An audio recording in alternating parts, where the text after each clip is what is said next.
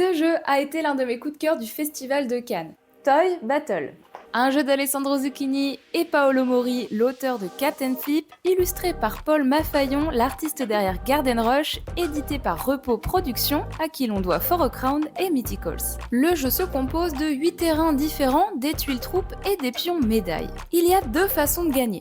La première en capturant le QG de son adversaire, c'est-à-dire en réussissant à placer une de ses tuiles sur la case QG de son adversaire. La seconde, en récupérant 7 jetons médailles.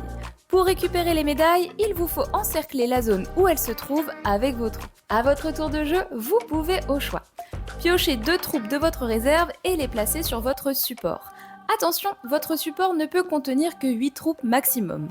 Ou alors, vous pouvez placer une de vos troupes sur le terrain en respectant les conditions de pose. Première condition, votre troupe doit toujours être posée dans un emplacement connecté à votre QG, c'est-à-dire qu'il doit toujours y avoir un chemin continu de vos troupes entre votre QG et l'endroit où vous souhaitez la poser.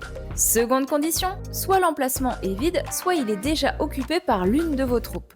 En revanche, s'il y a déjà un ennemi, votre troupe doit avoir une force supérieure pour pouvoir la placer dessus. Une fois posée, vous activez alors le pouvoir de votre troupe. Voici quelques exemples d'effets de troupe. Scully vous permet de piocher 2 troupes en réserve et les placer sur votre support. Quack agit comme un joker. Il peut être posé sur n'importe quel emplacement, mais peut également être lui-même recouvert par n'importe quelle troupe.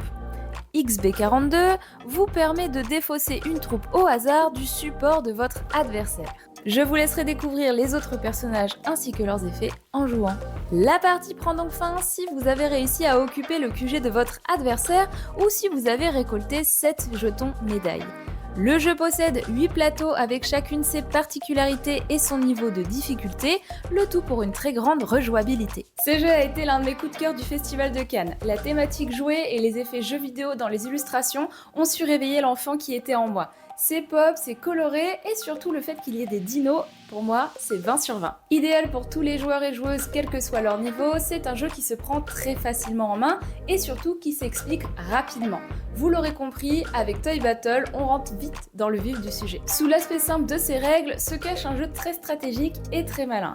On enchaîne les parties qui ne se ressemblent jamais et le fait qu'il y ait différents plateaux amène une très grande rejouabilité. Les effets des personnages apportent toute l'interaction et la surprise au cours de la partie.